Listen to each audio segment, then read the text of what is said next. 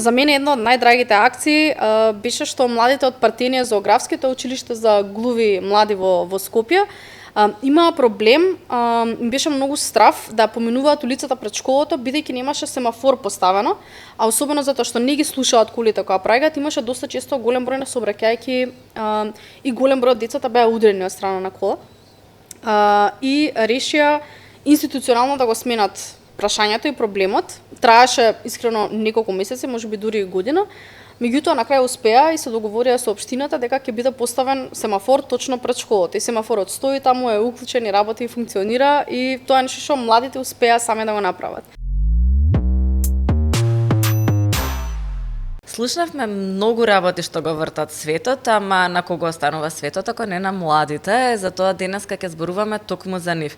Многу интересни податоци за младите, за она што тие го сакаат и начините на кои што размислуваат, излегува во последното истражување за кое што ќе зборуваме денеска тука, каде што голем број на млади, над 2000 млади од Македонија, одговараа прашања поврзани со нивните желби, амбиции, каде сакаат да работат, како сакаат да работат, и искрено некои од наудите и мене ме изненадија.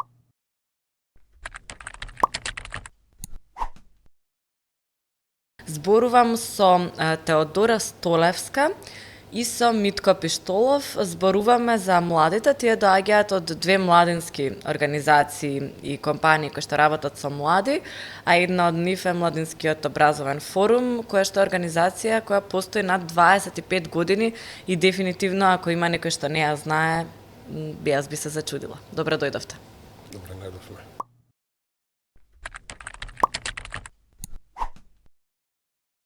Прво, ќе почнам со нормално, со првото прашање, што го врти светот? Идеите. Вештини. Добро, никој не рече младите, ама тие што не слушаат, мислам дека ќе бидат во ред со тоа. Ќе ви поставам кратки прашања врзани со вас и со вашите кариери, кои што се за мене навистина интересни. Иако доста работите во невладин сектор, имате многу специфични области кои што ги покривате, па затоа ќе почнам со Теодора, ако ми дозволиш, па потоа ќе се вратам на тебе. Теодора, дебата или право? Двата, секогаш. Генерација Z или Millennials? Зеленијалс. Океј. Театар или кино? Театар. Добра, ќе дознаеме зошто. Митко, прашањето за тебе се факултет или курс? Академска обука со практичен дел.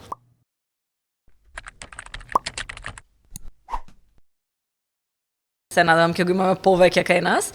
Јавен сектор или приватен сектор? Приватен сектор. Добро. Пракса или работа? Пракса.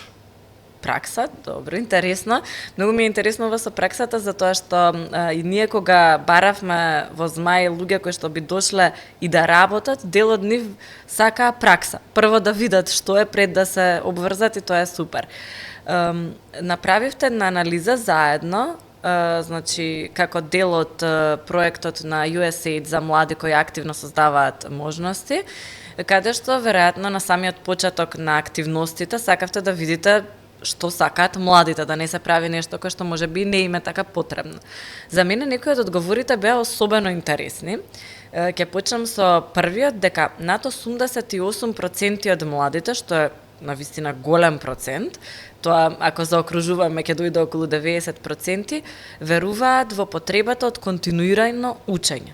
Како може да се стекне континуирано учење и знаење за да може да се напредува во кариерата во Македонија? Кои се начините тоа да се направи? Кој сака од вас да почне, може прв? Јас ќе почнам прв. Тој податок сите ни изненади. Прво да кажам дека ова истражување го спроведовме за ние како активност на USAID да дефинираме и да утврдиме што сака ова генерација на млади. Голем дел од одговорите беа веќе познати однапред, знаевме од прилика што може да одговорат младите овие генерации, но дел од одговорите ни изненади, особено овој пак кој што го спомна ти, дека 88% од младите сака да се надоградуваат постојано, и тоа е поприлично добар податок. Млади лица кои што имаат некаква вештина која што може да ја продадат на онлайн платформа, може слободно да дојдат да се запознаат со тој свет. Тоа е уствари унапредувањето на нивната вештина, ако можат една вештина да ја кренат на друго ниво и од тоа да заработат пари. Така да мене ми е многу драго за тој податок и сметам дека барем овие генерации на млади треба да продолжат така како што зацртали и сметам дека и треба постојано да се надоградува. Дали се тоа меки вештини, дали се тоа било какви вештини од било кој сектор, сметам дека треба да продолжат на тој начин. И ние сме стрикни со резултатите, но можеби не сме толку изненадени. Мислам дека ние сме генерацијата и можеби сега генерацијата Z што доаѓа, е свесна дека потребно е постојано да учат. Ова е генерација која постојано уште од, би рекла, можеби раѓање е ставена во ситуација каде што постојано мора да учи нови технологии, да добива нови искуства, да се запознава со нови работи и со светот што постојано се менува околу нив. Можеби претходните генерации немале толку промени во животот, нити пак имале толку можности за учење. Јас сум од генерацијата што имаше прилика и мислам дека тогаш и почнуваше, особено во Македонија, развојот на младинскиот сектор и МОВ беше една од тие организации што ти нудеа можности. Ова беше пред 15 години со многу помалце програми и со огромен фокус само на дебата и до ден денес се сеќавам, иако беше пред скоро 15 години, како доаѓаат во училиште едни 20 откачени ликови, Стефан и Томица се века, и ни кажуваат: дечки, дојдете кај нас, ќе научите да дебатираме, ќе зборувате брзо како нас, и тоа беше многу некако интересно, спонтано, они беа без срам, нема никаков проблем да комуницираат пред огромна група на луѓе. И ми текнува дека требаше да ги убедувам другарките и другарите, дека хајде дечки да одиме, ќе видиме, ќе станеме како Стефан и Томица и ние. Не успеав да ги уведев и отидов сама. И кога отидов таму, во суштина многу некако фокусот во тој момент беше не толку да ни дадат знаење, него повеќе да ни остават простор, да ни биде нас преинтересно за да сватиме дека ова не е школа, ова е нешто што го правиш на волонтерска основа, не треба да се осеќаш обврзан да бидеш тука, треба да сакаш да си тука.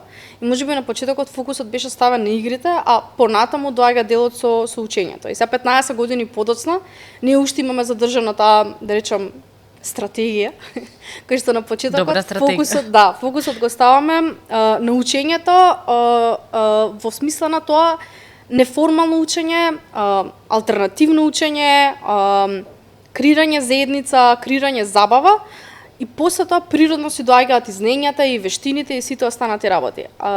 Да, јас почнав како дебатер, многу со огромен фокус само на дебата. Во одреден момент се зафркаваме, имаме на изрека што вика debate is life, everything else is prep time.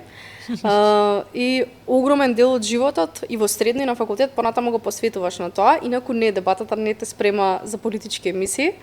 Мислам, може да ти ги даде можностите, може да ти ги даде можностите за тоа, ама фокусот на дебатата е да те научи критичко да размислуваш, да говориш во јавност, аргументирано да се изразуваш, да го победиш срамот од јавно говорење, од говорење на подкасти, на емисии. И она што е скрениот бенефит од дебатата, те учи како полесно да ги учиш останатите работи, како полесно да анализираш, како полесно да го разбереш тоа што го читаш и така натаму. И во суштина, благодарение на фактот што сум била дебатер, понатаму мене ми помогнало се останато да направам.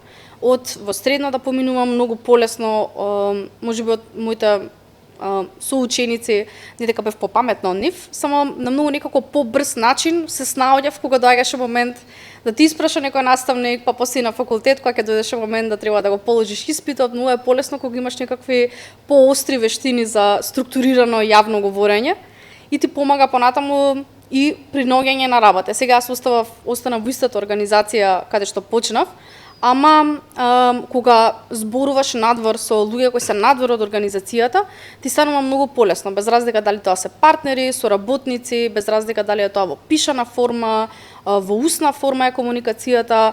Фактот е дека не е само дебатата, туку било која дополнителна обука која тебе ти се нуди од страна на било која организација, како млад човек, тебе те променува. Те учи како да работиш во заедница, те учи како да соработуваш со други луѓе, ти дава еден структуриран систем околу тебе кој постојано си ставен во ситуација да имаш премногу можности околу тебе. Да. И мислам дека многу ретко, ако не се наоѓаш во одреден систем да имаш можности, многу е ретко да се стекнеш со друга вештина ако не влезеш во таков систем. Така, супер. Например, додека си во средно, фокусот на формалното образование е ставен само на наставата и многу поретко се случува на самите професори или самото училиште или која да институција да ти овозможи некакви дополнителни обуки. Тоа што го прави проектот, тоа што го прават младинските организации ти даваат можности да се запознаеш со било која област што тебе те интересира. Без разлика дали е тоа фриленсинг, дали е дебата, дали е активизам, новинарство, предприемништво, било која област во моментов е достапна на секој млад човек во државава и мислам дека е огромна штета ако не се искористи. Тоа не е она што на вистина младите сакаат да го развиваат. Тие одговориле дека и тоа 22% одговориле дека сакаат комуникацијски вештини да развијат, 18,5% решавање на проблеми, по 14 или околу 14% кажале креативност или организација на време. Значи сите овие се soft skills кои што сметаат и веруваат самите млади дека им е потребно повеќе да ги развијат. И сега може ли да даме некои примери каде во Македонија можат да ги развијат тие вештини и како да ги развијат, затоа што нели дигиталните вештини веројатно не ги даваат како такви затоа што знаат каде може да ги развијат. Веќе е толку лесно, буквално се може да се научи на YouTube tutorials. Еве јас знам лично за некои работи кога не знам како нешто да направам или да издизајнирам, одиш, пребаруваш, има извори на учење, можеш дури и бесплатно да најдеш многу работи и да се подготвиш. Ама за овие работи веројатно можеш да си hands-on таму, на обука, на проект да работиш, на работно место. Па како да почнат? Како да почнат да ги развиваат овие вештини или како дополнително да ги доразвијат? Многу едноставно. Во овој момент во Македонија се организираат многу обуки, многу настани, особено ќе ги спомнам хакатоните, кои што се една интересна верзија на обука, а ги исполнуваат сите овие три работи кои што ги спомнати. Прво, да влезете во хакатон или да влезете во било каков предизвик, ќе ви наметне учење, барем на вежбање, на неколку работи. А тоа е како да решавате проблем. Сигурно во рамки на тој хакатон ќе ви зададат некој проблем, а решете било каков проблем кој што е поврзан со одредена компанија. Најдете начин како тоа решение да биде соодветно, за да потоа се премости решението во некаков продукт. Презентирајте го тоа решение пред некој авторитет или пред некоја комисија и тука доаѓа моментот кога треба да извежбате како ќе го презентирате тоа. Може треба на англиски, може треба да биде пред голем аудиториум, па нели млади сме, добиваме страв како ќе го презентираме тоа и на крајот имате момент кога треба некој да победи. Така да најосновно е дека ја ќе ги охрабрам сите млади кои имаат можност да се вклучат во сите обуки, да се вклучат, кога ќе видат можност за хакатони да се вклучат. Пред известно време организиравме Green Skills хакатон, каде што се работеше на пронаоѓање на решенија за зелени вештини и зелени работни места. Таму дојда ученици од средни стручни училишта, дојда ученици од факултети. Потоа организиравме друг хакатон за социјално предприемништво и забележуваме дека младите всушност доаѓаат да се вежбаат. Па така и треба. Нема сите да победат, ама сите ќе го добијат знаењето. Уште подобро кога ќе видите дека некој тим на дечки од средно училиште ги победуваат овие поголемите од факултет, затоа што подобро презентирале, затоа што дошле до подобра идеја. На крајот сите кажуваат една работа, тоа е дека дојдовме, пробавме, видовме што треба да подобриме во себе за следниот пат да бидеме уште подобри. И прашањето кон нас е секогаш кога ќе биде следниот хакатон. Не мора да е темата поврзана со нивната конкретна професија. Сега имавме исто така една обука и надпревар, Times за менаџирање и инженерство. Заедно го организиравме со една студентска организација STM. Им беше даден проблем на студенти од неколку факултети, а се поврзани со одредена компанија. Имаше студенти од економски факултет, од градежен факултет.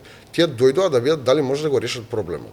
И сите од нив се пронајдоа во конечното решение. Ама убавиот момент е дека презентирале пред директори, презентирале пред веќе искусни професионалци и тоа им дало за право да мислат дека веќе следната етапа може да бидат и подобри.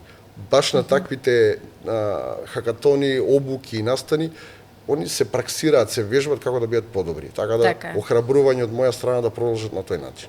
Па еве сега случајно дознавме кога баш се видовме пред подкастов дека истата група на деца што ја спомнавме со Виктор од Ресен победува и на еден од вашите хакатони затоа што веќе има праксата и тоа почнува на 15 години.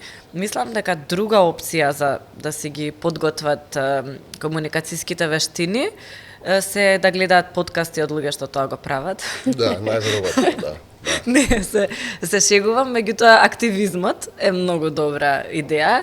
Ќе дадеме неколку примери, Теодора, со тебе, баш преку активности на МОВ, како млади учат и да работат во тим, и нели да бидат на време, затоа што секогаш има оние крајни рокови, и да работат со ресурсите што ги имаат. Може ли да ми дадеш некои конкретни примери, каде ете млади се вклучиле, решиле проблем и ги да кажеме на некој начин ги добиле сите овие вештини кои што ги бараат. Така. Мислам дека многу често се случува да се размислува само за директен бенефит кој во моментот размислуваш ти како млад човек дали ќе го добиеш сега, без разлика дали е финансиски или е нешто во форма на знаење, ама многу често се занемаруваат дополнителни активности и дополнителни придобивки кои ти се стекнуваш правејќи ги тие активности. Ги спомна акциите и акциите се случуваат во моментот кога ти ќе решиш да волонтираш. Не добиваш реално директен бенефит во моментот, не добиваш нити знаење што можеш во моментот да го аплицираш сега, ниту добиваш никаква финансиски бенефит за тоа што го правиш, ама реалноста е дека таквите активности те учат тебе на не само веки вештини, туку учат и тебе како да функционираш понатаму во општеството, особено на пазарот на трудот. Работи од типот на кога да доаѓаш на време, кога да пазиш рокови, како да комуницираш со колеги, како комуницираш со надворешни соработници. Ова се вештини што не може некој во школата да те научи, не може некој на обука да те научи, ова се вештини што едноставно мора сам да ги искусиш и да ги стекнеш. И тоа не треба да бидат вештини што ти ќе ги стекнеш во моментот кога ќе стапнеш на твоето прво работно место. Треба да имаш можност претходно да ги имаш стекнато, а таквите можности се случуваат ако решиш да волонтираш. Основата и суштината на МОВ, нели освен дебатата, е секако активизмот и волонтирањето. Ги охрабруваме постојано и нашите членови и општо младите да се активираат кога можат и да решаваат проблеми. Сега има многу кул акции и се што млади имаат направено од кај нас. Би спомнала неколку од последните години. За мене една од најдрагите акции беше што младите од Партенија зоографските училиште за глуви млади во Скопје имаа проблем, им беше многу страф да поминуваат улицата пред школото, бидејќи немаше семафор поставено, а особено затоа што не ги слушаат колите кога праќаат, имаше доста често голем број на сообраќајки и голем број од децата беа удрени од страна на кола. И решија институционално да го сменат прашањето и проблемот. Траеше искрено неколку месеци, можеби дури и година. Меѓутоа на крај успеа и се договорија со општината дека ќе биде поставен семафор точно пред школата. И семафорот стои таму, е уклучен и работи и функционира и тоа е нешто што младите успеа сами да го направат. Некои од битките се многу помали и полесни за водење. Ми текнува, имаше млади од Орце, наши беа членови од активизам клубот, ама учеа во Орце и имаа проблем со автобуската линија. Се возеа со осмица, ама не им одговараше или каснеа на часови или треба да чекат многу долго пред да дојде автобусот и пробуваа да сменат редоследот на кога вози осмица, па таа битка почна со град Скопје, па со Советот на град Скопје, па со ЈСП и многу вакви примери мене ми се феноменални затоа што во суштина... Ја сменија линијата, така? Да. Во суштина ова се луѓе што си го гледаат проблемот и викаат, окей, како е, можам јас да го сменам ова во моментот, мене што ми смета. Крајната цел е да го смениш тоа што тебе ти смета, меѓутоа по пат ти учиш многу работи. Значи учиш како да работиш во тим, учиш како функционираат институциите, од кај знаеш порано како би можел да смениш автобуска линија, ЈСП под која државна институција спаѓа, како да ги одиш те административни патишта, дека треба да пишеш представка, дека треба да идеш на состанок, дека треба да вклучиш некаков дел со адвокаси и мислам дека сите овие придобивки кои ги стекнуваш, ти не можеш од старт да ги видиш кога ќе ти текне сакам да волонтирам. Не си свесен дека овие придобивки ќе ги стекнеш и овие вештини ти ќе ги научиш многу побрзо, отколку ако отидеш само на обука, а при тоа таа обука не ја спроведеш некако во пракса. И би рекла во овој момент, особено ако сте во средно, ако сте на факултет, значи најдете начин како покрај обуките да се вклучите во работи каде што вие ќе може или да волонтирате или да одите на пракса и не очекувајте инстантна добивка, инстантен бенефит. Едноставно најдете се во ситуација да можете вие самите да промените нешто, притоа не очекувајќи некаков директен бенефит во моментот. Да, многу е интересно дека сигурно и твоето искуство е тоа. На 16 години почнуваш се пронаоѓаш или не. Баш зборувавме и со Виктор, тој почнал исто на 16 години некаде во невладин сектор, па потоа студирал во странство, па предприемништво, почнал бизнис и така натаму. Сигурно, Митко, твојата приказна е слична, почнуваш некаде. Јас отидов на пракса на 19 години во банка, а на 17 во продукција. И така сватив во која насока сакам да одам. И мислам дека е важно некогаш да работиш и тоа што не го сакаш, за да видиш каде ти е местото, да кажеме, додека на истата пракса имав другарка со мене, која што ден денес е исклучително успешна во финансискиот сектор. Остана во банка, сега работи во финтек компанија за меѓународен пазар, значи буквално таа се пронајде таму. Мислам дека е клучно тоа да знаеш да го направиш. Интересно ми беше и дека сите овие вештини кои што ги кажам, обраќање до институции, чекање по шалтари, правни работи врзани со нешто да се реализира, практично се работи кои што му требаат на секој кој што сака некогаш да почне бизнис. И 3/4 од младите, и тоа мене особено ми беше интересно, зашто тука најчесто доаѓаат луѓе кои што на еден или друг начин почнале бизнис или имаат интересна кариера и развој во кариерата кој што е специфичен и различен според мене. И за тоа ми е интересно и сите тие веројатно во даден момент требале да ги поминат овие работи. Колку е интересно порано да можеш да ги поминеш. Како им помагаат програмите и што можат младите да добијат како обука, меѓутоа и како финансиска поддршка за да почнат бизнис, затоа што велат сакаме, меѓутоа ни недостасуваат под еден секако финансии за тоа да го направиме, под два веројатно обуки за тоа како се почнува, што се прави и така натаму, правните работи особено им се проблем, обраќањето до институции, процедури и слично. Има ли некаде каде што можам јас ако сакам да почнам бизнис денеска да отидам и да кликнам и да дознам повеќе? Постојат голем број на можности кои што денеска им се достапни на младите од оперативен план на Министерството за труд и социјална политика, каде што се даваат одредени средства за младите сами да почнат свој бизнис. Постојат и пред и колку од прилика се даваат за... Мислам дека 3 или 5 000 евра е почетниот капитал кој што државата го вложува во оние млади кои што сакаат да почнат свој бизнис. А има нешто за, например, двајца ако сакаат, можат да си ги спојат. Да, мислам дека може да се направи комбинација. Генерално, мора да имате идеја за продукт или за услуга и со таа идеја, барем во одредена прва почетна фаза, да разработите како би се развијал до крајен продукт или до крајна услуга. Постојат многу предакселераторски, инкубаторски, акселераторски програми, особено нашата активност сега започна со работа на една акселераторска програма. Ни се појавија 6 стартапи кои што веќе имаат основна идеја, ама сакаат да ја стават во малку понапредна фаза, да се подготват за инвестиција. Тука добиваат таква правна помош, така? Во рамки на тие обуки или на тие настани, тие добиваат информации што со идејата. Тука мораме да бидеме спремни да ни ја кажат реалната вистина. Ако идејата е добра, професионалците кои што се бават се дел од стартап екосистемот ќе ви кажат идејата е супер, ама мора да обрнете внимание на ова. Ќе ви кажат услугата ви е добро замислена, но нашата регулатива треба треба промена на регулатива. Или не знам, ако сакате да продавате продукти онлайн, ви е потребно тоа. Така да постојат механизми, постојат акселераторски програми кај што младите може да пристапат, да добијат информации. Пристапот до средства е условно кажано и најголем и најмал проблем, затоа што ако имате одлична идеја, бизнис ангели се лепат вака.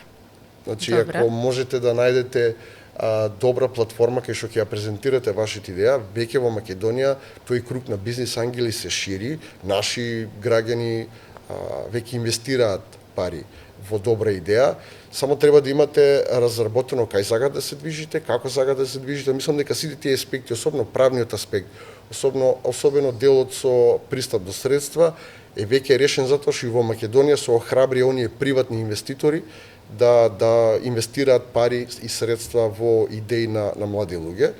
Може би недостасува, извини што те прекинувам, меѓутоа тој е решен, ама еве младите не знаат дека е решен.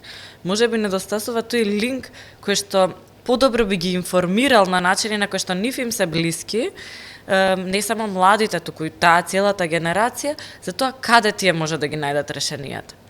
Ако тие велат дека тие два проблеми им се најголеми, а ваму веќе имаме мерки, затоа што има многу развиени последниве години мерки за млади, од младински гаранции до што се не ете поддршка за отворање на бизнис има, мислам дека и не се само во агенцијата за вработување, едно време имаше и во Министерство за економија, Да. имаше и за жени предприемачи и така натаму. Има во ФИТР за нормално, ако сакате веќе поголем развој, потребно ви е поголемо финансирање, меѓутоа можеби токму ова добрата комуникација институции преку вакви проекти поддржана и слично до крајните корисници може многу да помогне веројатно за да се искористат овие Па да, генерално можности. во самото истражување дојдовме и до еден индикатор дека 30 или 40% од младите сакаат да ги добиваат сите информации поврзани со вештини, обуки, вработување на социјалните медиуми и као активност, иако почнавме пред само неколку месеци, заедно со Министерство, со Агенција за вработување, почнавме да ги промовираме оние мерки за младите кои што се однесуваат на практиканство, на напредни IT вештини, така да забележавме на социјалните медиуми, забележавме дека младите многу брзо реагираат, кога ќе им се пласира соодветна информација на социјален медиум, тие многу лесно доаѓаат до неа, но од друга страна и младите треба да имаат во предвид дека и тие мора да бидат проактивни, тие мораат да пребаруваат информации што е достапно, многу често и ние, по старите генерации, кога бараме нешто, знаеме да се исплашиме дека не успеав да ја најдам таа информација, постојано барајте. Постојано прашувајте. Пред известно време гледав едно старо интервју на Стив Джобс, му се јавил на директорот на HP, го прашал имаш ли резервни делови, ми треба за еден бројач на фреквенции. Човекот на крајот завршил да му даде можност за пракса во компанија. Ама постојано истражувал, прашувал и не престанал никогаш. Тоа правило треба да важи за сите генерации на млади, да бараат не само информации, туку да бараат и можности за унапредување на својата идеја. Почетокот и идејата, после тоа е само да се најде соодветна информација наму кај што треба. И да, и во право си, постојат и институции, но постојат и приватни компании, организации, асоциации кои што поддржуваат добра идеја, затоа што на крајот тоа сепак завршува во некаков приватен сектор и се работи за генерирање на приход за младите. Секако тоа е битна поента, особено што веќе и нашите компании, особено оние кои што се поуспешни, гледаат како функционира светот, свесни се дека мора да инвестираат во иновации, мора да инвестираат во нови идеи, а тие често доаѓаат баш од помладата генерација што е спремна да ги сподели. Ова ми беше исто интересно што го кажа примерот со Стив Джобс, кој што нели се слушнал со директорот, може не може секој да се слушне со директорот на HP, меѓутоа секој може, ако сака да работи во одредена компанија, да им каже го видов вашиот профил на Instagram, на Facebook, ве следам, ми се допаѓа како работите, би сакала ако имате простор за пракса или би сакал да дојдам кај вас. Мислам дека тоа е добар пристап и горе доле и се покажува како таков баш. Нели го дискутиравме тоа во продукцијата со која што работиме, им се има случајно таква ситуација каде што доаѓа на пракса и сега работи девојка која им пишува буквално на Инстаграм, ми се допаѓа што работите, дали може да дојдам на пракса кај вас. Секако од седење дома ништо нема да биде и нема да се случи. Исто така е интересно дека таа потрага кај младите постои и тие постојано, особено во овој период до 29 години, менуваат работни места и тоа најчесто 70% кога сте ги прашале вие, рекле дека не работеле на истото место повеќе од 3 години. околу нешто на 30% се до 1 година, над 30% се 1 до 3 години. Зошто е оваа потрага? Дали компаниите не даваат доволна можност за напредок и учење на различни вештини во иста компанија или пак таква е природата на младите луѓе да менуваат? Мислам дека ако ги земеме резултатите од претходно, дека младите луѓе имаат желба постојано да учат, можеби тоа ќе биде одговорот на прашањето зошто. Предпоставувам дека комбинација од фактори на неколку нивоа. Прво, нивната желба постојано да учат и да се надградуваат. Веројатно кога ќе стигнеш на одредена позиција и ниво во компанијата, кога веќе нема простор за ти ново нешто да научиш, а има желба постојано нешто да учиш и свесен си дека ако не учиш постојано нема никако да напредуваш, бараш работа надвор на друго место за да научиш нешто друго. Второ, мислам дека многу често се случува да не бидат наградени соодветно на нивните капацитети и многу често се случува младите кога ќе дојдат на првата работа, нели нормално почнуваат со многу пониски плати и тоа е логично затоа што си помалку платен бидејќи немаш големо искуство и реалноста е дека многу често во фирмите, откако младите ќе го стекнат тоа искуство, после година, 2 или 3, не се рефлектирани нивните плати со нивното ново искуство и новите вештини што веќе ги имаат стекнато и затоа си бараат работа негде каде што ќе бидат препознаени, нема да бидат најмладиот човек во компанијата, кој што е живот со мала плата. Да, така што предпоставам дека комбинација од тие повеќе фактори, ама за мене искрено одговорот лежи во фактот дека сакаш постојано нешто ново да учиш.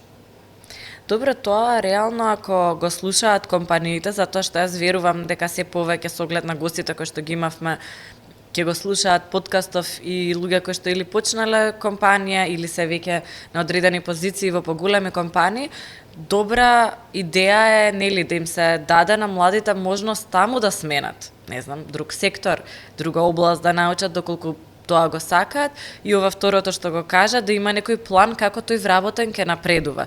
Да не биде сите урамниловка ќе добијат 2000 денари и сме завршиле работа, туку нели мотивацијата е, ако си стварно добар, да има компанијата план за тебе како ќе те унапредува и тоа ми се допаѓа, мислам дека како take-out од баш ова што го сподели ти, е сега покрај тоа што менуваат работа и ова има некаква поврзаност. Повеќе од половина од младите не работат по струка. Што работат, не знам дали ги прашавте прво што работат ако не по струка, а второ зошто толку често бираат факултети кои што понатаму не прераснуваат во нивна професија. Ова ја ќе го препишам на немањето кариерно насочување во државата или барем кариерното насочување не е системска алатка во нашиот систем. И предпоставувам и затоа и толкав е процентот на такви одговори. Генерално кариерното насочување е процес кој што ни нуда 4 работи: искуство, знаење, вештини и правец како да одбереме вистинска кариера која или професија која што нам ни одговара. И ако го имаме тоа, ќе можеме многу полесно, тоест младите ќе можат многу полесно да го изберат правата професија, да не дојде ред да менуваат како ја што сменив, завршив царина експедиција, па после тоа сватив дека тоа уопште не е за мене. И кариерното насочување ќе ви даде правец барем кон една вештина. Ја ќе го искористам својот личен пример. Мојата прва и мислам дека најглавна вештина која што имаме е англискиот јазик. Сам ја учев, а после тоа ја доусовршував на курс, па потоа завршив средно во Америка. Ма таа една и главна вештина, мислам дека ја затоа што ја сакам многу, ја искачив на едно многу високо ниво и таа вештина веќе ја возам 20 нешто години, ја користам за да ги научам другите вештини кои што ми се потребни за да може да работам во развојниот сектор. Мислам дека кариерното насочување, ако е дел од системот, можат на сите следни генерации да им дадат правец како да изберат соодветна професија, која професија ќе биде соодветна за нив, да им даде информации што работи таа професија, колку е просперитетна во следните 5-10 години, колку ќе заработува, затоа што и тоа е многу важно за младите, но исто така ќе им даде и правец, ќе им даде основа за средно и универзитет. Многу од младите кои што завршуваат и факултет денеска чувствуваат дека можеби добро треба да сменам кариера. Мене ми се случи тоа, така да апсолутно не е никаков проблем и сметам дека треба да се менуваат. Ако моментално не се чувствувам окей во ред во одредена професија, ќе сменам. Но за да го направам тоа, морам да направам upskill, некаков reskill, обука која што ќе ме направи доволно добар за да можам да сменам професија.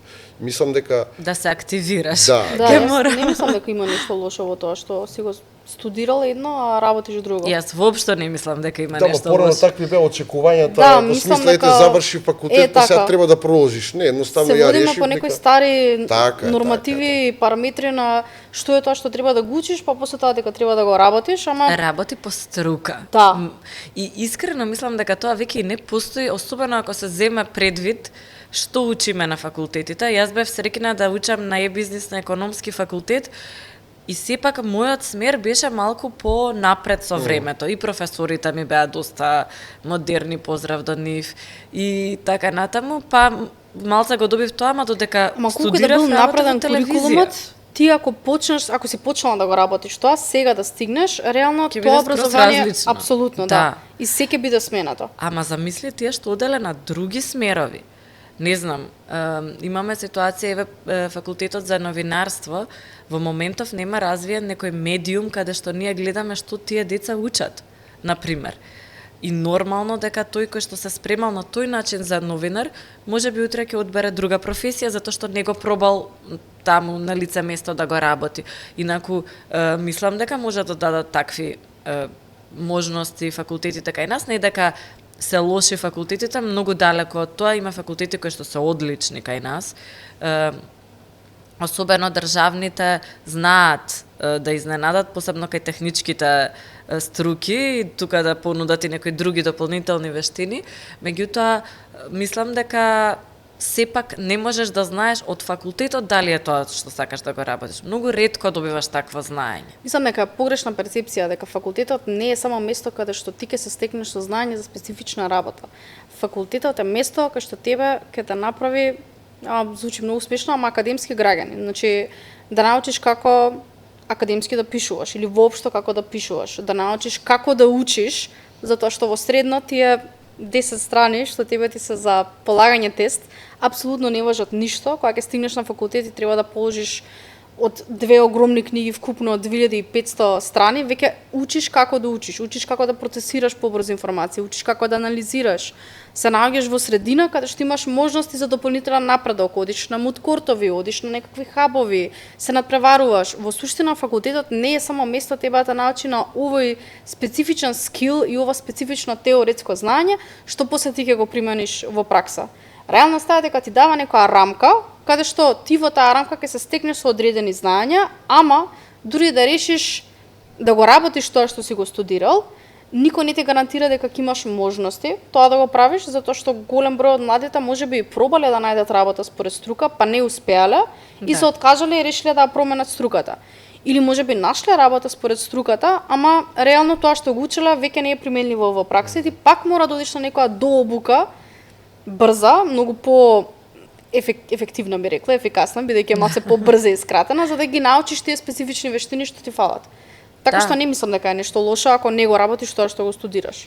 Ама сепак го имаш тоа, знаеш како да учиш, како да учиш брзо, дали ќе ти се бара 5 набројувањки од еден цел текст, па ти тука тие треба да ги најдеш во глава некаде. Во даден момент, веројатно, тие вештини се многу клучни, а и на вистина 4 години си во еден огромен систем со многу млади луѓе, каде што ги гледаш сите можности, веројатно е полесно ако си на некој универзитетски кампус да стигнеш до информација за хакатон, отколку ако не си или ако си дома и седиш сам и нели пребаруваш на интернет или можеби и не пребаруваш. Генерално мене ми е интересен моментот на потреба од активација и супер е што еве има проекти кои што кај нас тоа го работат, не дека порано немало, меѓутоа се учи и посебно ми е интересно што ова го работите базирано на податоци, затоа што и ние во Змај, меѓутоа и генерално веќе толку се достапни податоците што навистина не е паметно да се носат одлуки кои што не се базираат барем на некаква основа, на некое истражување, на некој податок кој што може да се најде или на интернет, или еве вака како вас да се сработи, да се одработи. Сакам малку да зборуваме и за тоа, носење одлуки базирани на податоци, затоа што Во вашиот случај, нели ние често зборуваме за бизниси. Бизнисите почнуваат, може да почнат и со 10.000 евра, и со 200.000 евра, ако се поголеми и така натаму. Меѓутоа, и во вашиот случај станува збор за проекти кои што некогаш се милионски проекти и мора да малку по одговорно да се носат тие одлуки, нели со кого ќе се соработува, колку ќе се финансира и каде.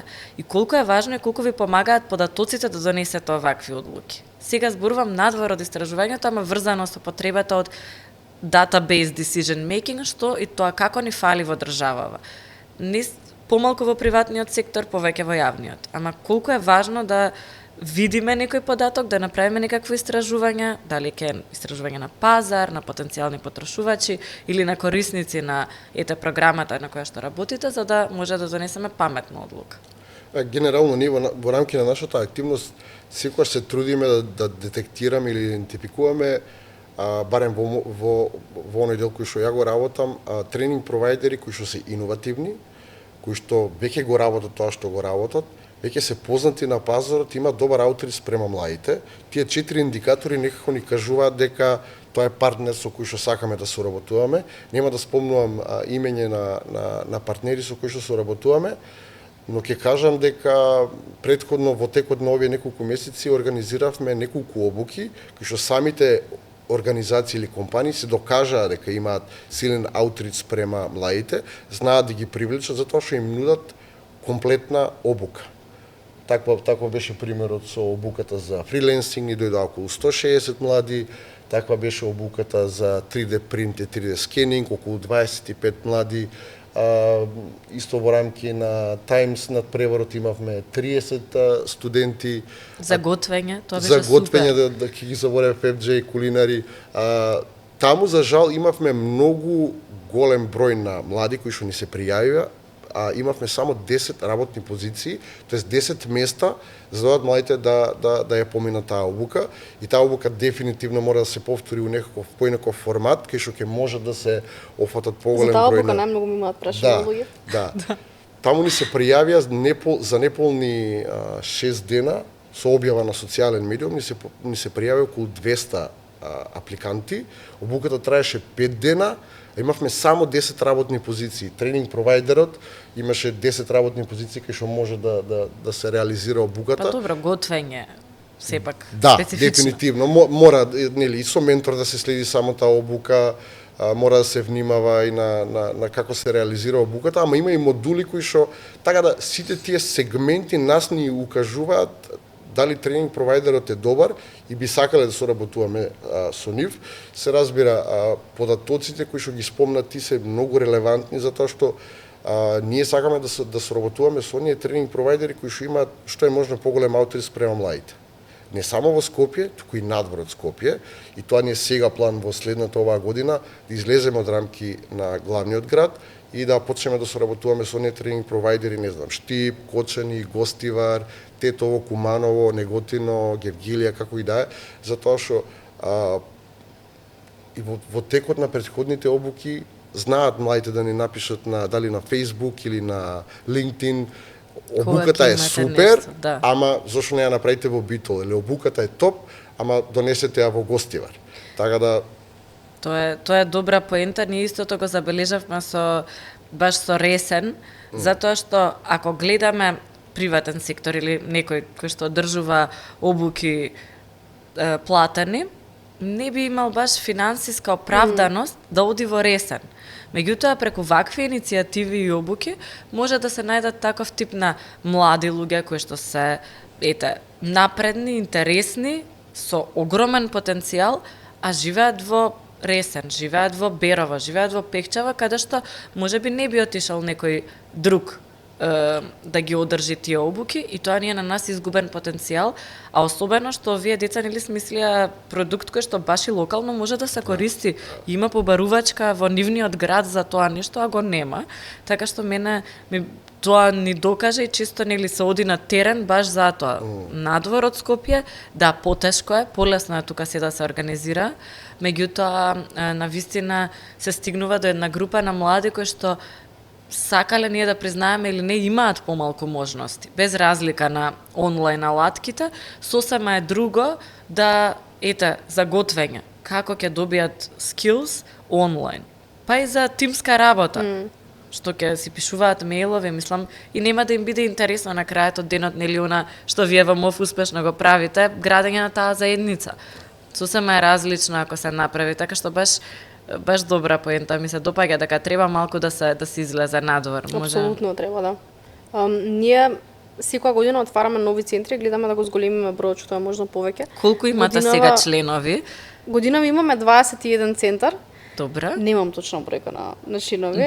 Уште е рано, ни се запишуваат во септември, до мај ни траат нас обуките кои почнуваат според нивната академска година. И тогаш го заклучуваме бројот на членови. Годинава се пријавува, мислам дека околу 5000 млади, ама не знам кои од нив редовно одат на сите предавања.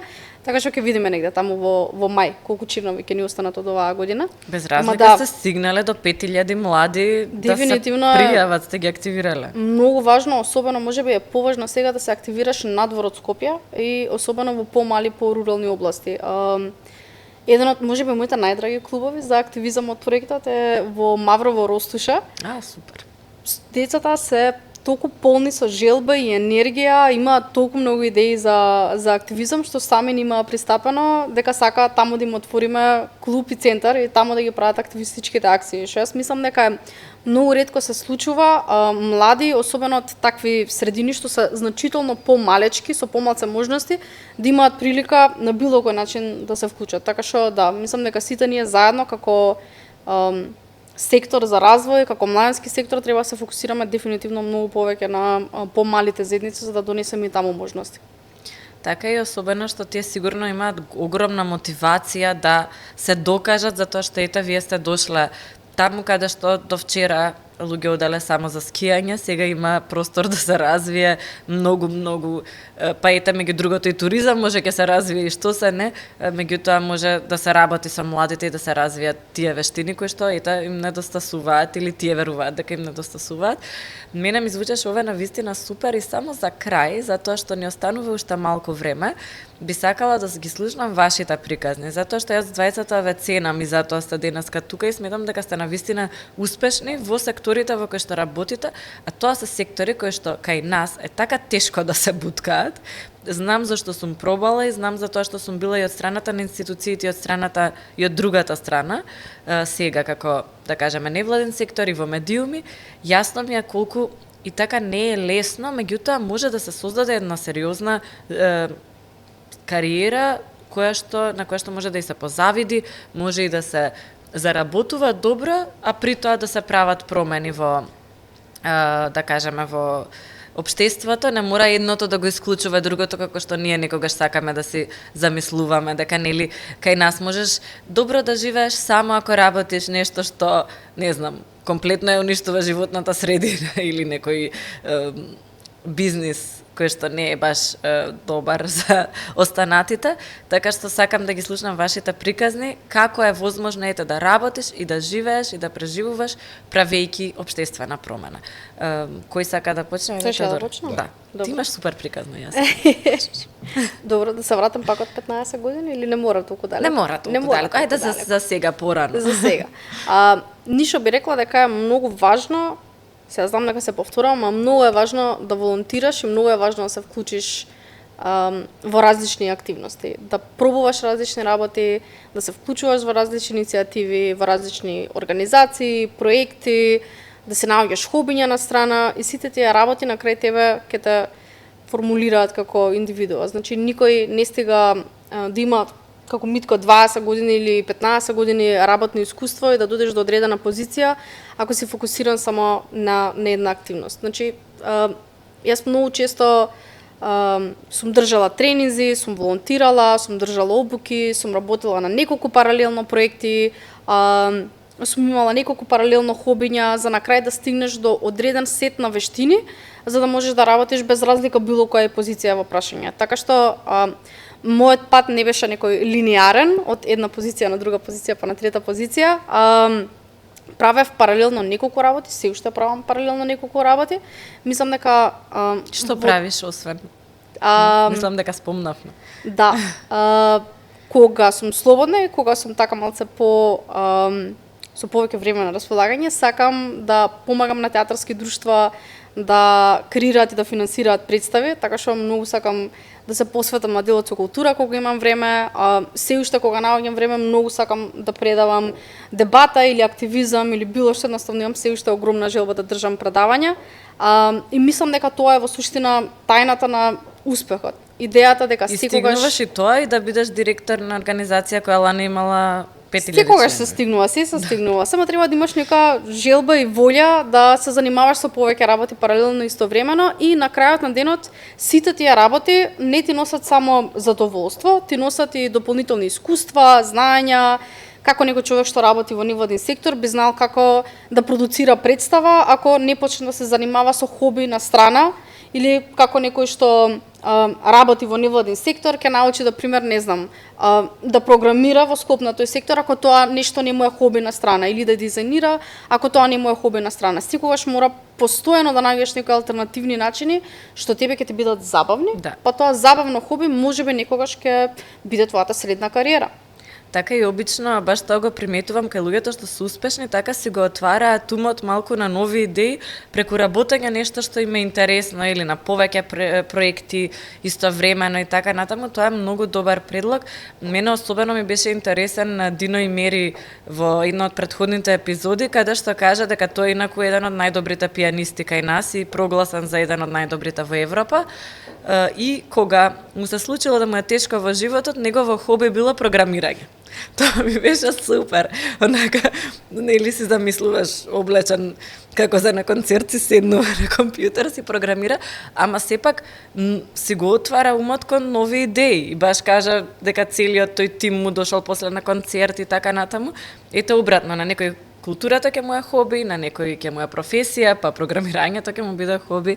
Баш е интересно дека се повеќе луѓе сваќаат дека ние не сме баш суштества кои што сме создадени можеби секогаш само за едно, туку има потреба и од повеќе работи. Митко, ти може ли да ни раскажеш? Знам дека ќе биде тешко 20 години во така кратко да ги сврстиш, ама еве, како почна и на каде после тоа однесе патот? Да, освен шпедиција. На кратко, мама е фармацевт, тато не знаеме што работи тато. Секогаш кога ќе ги прашаат моите деца, дели многу е конкретно, многу е јасно кога имате одредена професија и веќе профилирана, дефинирана од во рамки на системот. Работењето во развојниот сектор, ја не милувам многу да кажам невладин сектор, развојниот сектор е поприлично добра работа. Затоа нити сакам, нити воопшто не размислувам да ја сменам својата кариера и да барам нешто друго, затоа што знам дека секогаш учествувам во некаква позитивна промена. Ќе почнам од тоа дека спомнав, имам завршена царина и шпедиција, воопшто не сум сакал да го работам тоа. Почнав на прв проект на Светска банка као преведувач заради познавањето на англискиот јазик. После започнав да ги менувам позициите проектен офицер, проектен соработник. Се сеќавам дека тој прв голем проект беше поврзан со реформи во катастарот. Иако не е поврзано со оваа тема, но 10 години поминав таму знаејќи дека ќе се смени нешто. И стварно после 10 години се смени. Добивме нова зграда на Скопски катастар, се формираше приватен геодетски сектор, се направи електронски катастар и тие 10 години некако сватив дека па и поприлично добро е да работиш во овој развоен сектор. Следната работа ми беше во рамки на кариерата ми беше вработување во Македонски центар за граѓанско образование, кај што почнав да работам на образовни програми, кај што веднаш се гледа дека кога работите со млади, особено врзани во образование, и те како може да смените многу работи. И тоа е тој постојан драйв дека сакам ова да го работам, сакам нешто да сменам. Потоа следеа проекти на USAID, проекти на Швајцарска амбасада, особено делот со дуално образование, кај што имавме прилика и можност да го помогнеме системот да се воведе дуално образование. Бевме многу, излегувавме многу на терен, соработувавме со многу компании, се со цел да им го покажеме бенефитот од дуалното образование, дека тоа е добро и за компаниите, дека тоа е добро и за младите. И тој процес на 4-5 години додека бев дел од тој проект, мене ми даде за право да се надевам дека може да се сменат работи без разлика што не е од систем, што е од донатор или од држава која што и помага на Македонија. Постојано тој драйв, таа желба да се смени нешто кон подобро, мене ми дава за право да размислувам дека тука ми е местото, тука треба да продолжам, само во било која форма која што нели ми одговара за тој момент. Така да тие 20 години мене многу брзо ми поминаа, затоа што знам дека сум учествувал во некаква иницијатива која што сменила нешто. Особено кога се работи за млади, јас сум многу сакам да се сменат некои работи во образование, кои што ги гледам дека им се потребни на моите деца, сакам да се воведе кариерно сочување, сакам да има пракса постојано и тоа задолжителна пракса, за да можат да децата, да младите да бидат каков е процесот и да сватат дали е таа професија за нив. Сакам исто така да се сменат некои работи по однос на комуникација помеѓу приватниот сектор и образовните институции. Многу ни фали адаптација на наставните програми. Образованието се уште не го следи оној тренд на приватниот сектор и треба тоа што е можно побрзо да се направи и треба повеќе многу да комуницираат. Компаниите треба да им кажат на образовните институции што треба се смени. Технологијата многу брзо се менува и самите образовни институции треба побрзо да реагираат, затоа што за многу кратко време, мислам, не знам, не сум сигурен, ќе дојде ред кога и факултетите ќе мора да си ги адаптираат своите програми за да одговараат на потребите на младите.